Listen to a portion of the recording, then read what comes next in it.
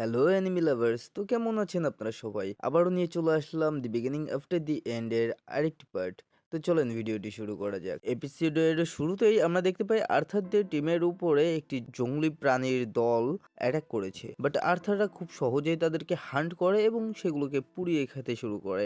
Arthur বসে বসে সেখানে বোর হচ্ছিল, আর এটার কারণ হিসেবে হেলেন জানায় আর্থার ফার্স্ট টাইম ট্রাভেল করছে, আর এই জন্যই হয়তোবা আর্থারের এমন লাগতে পারে। তখন অ্যাডাম উঠে আর্থারের বাবাকে বলে, আমি আর্থারের একটা টেস্ট নিতে চাই, তুমি তাকে কেমন ট্রেনিং দিয়েছো আমি একটু দেখবো। এরপর অ্যাডাম আর্থারকে তার অনিচ্ছাকৃত সত্ত্বেও এক হাত দিয়ে তুলে নিয়ে যায় এবং আমরা জানতে পারি অ্যাডামের ফিজিক্যাল স্ট্রেংথ একটি টাইগারের সমান, যা দেখে আর্থার খানিকটা অবাক হয়ে বাকি সবার দিকে তাকায়। তখন আর্থার দেখতে পায় আর্থারের বাবা আর্থারকে চিয়ার আপ করছে এবং আর্থারও একটু পরে সিরিয়াস হয়ে যায় এই ফাইটটা করার জন্য। আমরা আর্থারের মধ্যে তার ওল্ড লাইফের একটি ঝলকও দেখতে পাই এখানে। আর্থার নিজের স্ট্রেংথকে এক জায়গায় করে এবং নিজেই অ্যাডামের উপরে আগে অ্যাটাক করে দেয়। অ্যাডাম ফার্স্টে আর্থারকে একটা বাচ্চা ভাবে এবং সিরিয়াসলি নেয় না, কিন্তু কিছুক্ষণের পরেই অ্যাডাম বুঝতে পারে আর্থার কি জিনিস। আর ফাইট করতে করতে অ্যাডাম এটা ভুলে যায় যে আর্থার একটা বাচ্চা এবং ওর সঙ্গে ও ফ্রেন্ডলি ম্যাচ করতে আসছে। মানে সিরিয়াসলি এমন একটা মানুষ যার ফিজিক্যাল স্ট্রেংথ একটা টাইগারের সমান, সে একটা বাচ্চার সঙ্গে লড়াই করার জন্য তার ম্যাজিক পাওয়ার ইউজ করে। আর এটার ফলে কি হয়, এটার ফলে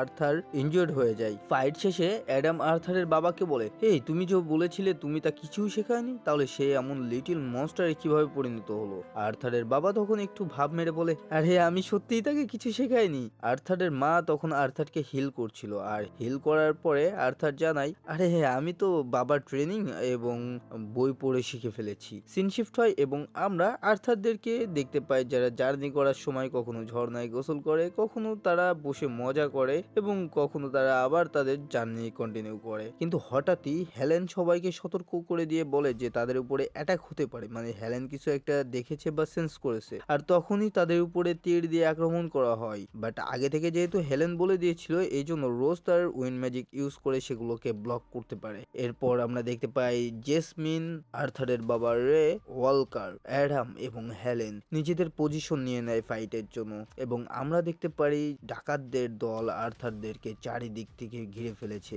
আর এটা দেখে আর্থার নিজেও নামতে চাচ্ছিল, বাট তখনই আর্থারের মা আর্থারকে ধরে ফেলে এবং বলে যে আর্থার তুমি ভয় পেও না। বাট আমরা তো জানি আর্থার এখানে ভয় পাচ্ছিল না, ও উল্টো ফাইট করতে নামছিল। যাই হোক, অন্যদিকে আমরা দেখতে পাই ডাকাতরা তখন আর্থারের বাবার উপরে তীর দিয়ে আক্রমণ করে, বাট ওয়ালকার সেটাকে ব্লক করে এবং অন্যদিকে যখন আর্থারদের উপরে অ্যাটাক করা হয় তখন রোজ তার উইন্ড ম্যাজিক ইউজ করে সেগুলোকে ডিফেন্ড করে।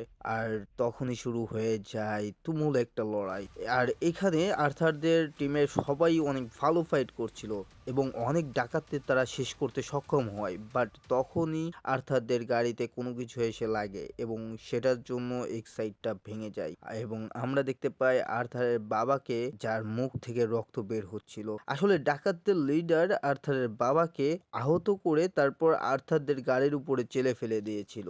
আর্থার তার মাকে তখন বলে যাতে তার বাবাকে খুব দ্রুত হিল করে দেয়, কিন্তু আমরা দেখতে পাই কোনো একটা কারণে আর্থারের মা অনেক বেশি ভয় পেতে থাকে এবং সেখানে ম্যাজিক ইউজ করতে চাচ্ছিল না তখন। বাট তারপরেও যতই হোক আর্থারের বাবা তো তার হাজবেন্ড, তো সে লুকিয়ে লুকিয়ে আর্থারের বাবাকে হিল করছিল। আর্থারের বাবা তখন আর্থারকে ডেকে বলে তাকে হিল করা হয়ে গেলে সে যেন তার মাকে নিয়ে এখান থেকে পালিয়ে যায়। আর আর্থার তখন বলে, তুমি কি বলছো বাবা, আমি তোমাকে ছেড়ে কেন যাব, আর আমি তো এখন ফাইট করতেও পারি। আর্থারের বাবা তখন আর্থারকে কাছে ডাকে এবং বলে, আমি জানি তুমি ফাইট করতে পারো, আর এজন্যই আমি তোমাকে দায়িত্ব দিচ্ছি তোমার মাকে রক্ষা করার। আর এখানে আর্থার এটাও জানতে পারে যে তার মা আসলে প্রেগনেন্ট, আর এটার জন্য আর্থারের বাবা আর কি আর্থারের মাকে নিয়ে পালাইতে বলছে।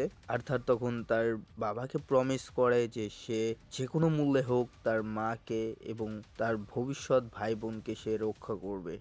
এরপর আর্থার তার মাকে নিয়ে এখান থেকে পালাতে থাকে, বাট তখনই পেছন থেকে একটা ডাকাত আর্থারদের উপরে অ্যাটাক করে, কিন্তু আর্থার তখন তার কাঠের সোয়ার্ডটা দিয়ে সেটা আটকানোর চেষ্টা করে এবং এর ফলে তার কাঠের সোয়ার্ডটা এখানেই ভেঙে যায়। আর্থার জানতো যে তার সোয়ার্ডটা এখানে হয়তো ভেঙে যাবে, বাট এটা বাদে আর কোনো অপশনই ছিল না। আর্থার আবারও তার মাকে নিয়ে দৌড়াতে থাকে এবং সে খেয়াল করে ডাকাতদের মধ্যে কোনো এক ম্যাগ স্পেলকাস্ট করছে। আর্থার কিছু বুঝে ওঠার আগেই সে ম্যাগটা তার ম্যাজিক্যাল বল দিয়ে আর্থারদের উপরে উপরে অ্যাটাক করে দেয়। আর্থার তখন বুঝছিল না সে কি করবে, কারণ দৌড়িয়ে এই অ্যাটাকের রেঞ্জ থেকে বের হওয়া পসিবল ছিল না। কোনো উপায় না পেয়ে আর্থার তার মাকে ধাক্কা দেয় এবং এখান থেকে সরিয়ে দেয় আর নিজেই সে অ্যাটাকের সামনে চলে আসে। আর্থার তখন বলে, আমি যদি কিছুই না করতে পারি তাহলে আমি ওই ম্যাকে নিয়েই মরবো। আর এটা বলেই আর্থার একটি ছোট চাকুর সঙ্গে ম্যাজিক্যাল রোপ ব্যবহার করে সে ডাকাতের ম্যাগের উপরে অ্যাটাক করে। আর এটার ফলে ডাকাতের ম্যাগের পায়ে সেই চাকু সহ রোপটা আটকে যায় এবং এটার অন্য প্রান্ত ধরে আর্থার নিচের দিকে পড়তে থাকে। আর যেহেতু আর্থার নিচের দিকে পড়ছিল, সেই টানের ফলে সে ডাকাতের ম্যাগও নিচে পড়তে থাকে। আর পাহাড়ের এক প্রান্ত থেকে অন্য প্রান্তে পৌঁছালে সে ম্যাগ চেষ্টা করে যাতে সে কোনো জায়গা ধরে বেঁচে থাকতে পারে, নিচে যাতে না পড়ে যায়। কিন্তু তারপরেও আর্থার নিচে থাকায় তারা নিচে পড়তে থাকে, কারণ নিচে ওজন ছিল খানিকটা। ওয়ালকার তখন তার আর্থ ম্যাজিক ইউজ করে এবং পাথর দিয়ে একটি বড় হাতের মতো তৈরি করে যাতে সে আর্থারকে বাঁচাতে পারে। বাট অলরেডি অনেক বেশি দেরি হয়ে গিয়েছিল।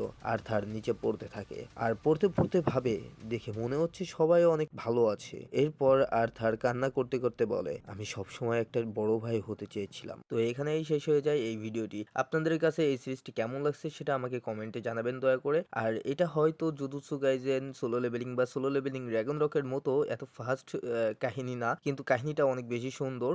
আর এটার এক্সাম্পল দিতে গেলে আমার বলতে হবে নারুতোর কথা। নারুতো কিন্তু একদম ছোট থেকে শুরু করে একদম নারুতো বড় হওয়ার পর্যন্ত, ইভেন তার পরের জেনারেশন পর্যন্ত আমরা অ্যানিমে দেখতে পারতেছি বা মাঙ্গা দেখতে পারতেছি। আর এটা কিন্তু ওইরকম একটা সিরিজ বলতে পারেন আপনি, যে আমরা আর্থার একদম ছোট লাইফ থেকে শুরু করে একদম ডেভেলপড হওয়া পর্যন্ত আমরা দেখতে পারবো। দি beginning after the and total 500 চ্যাপ্টারের একটা সিরিজ।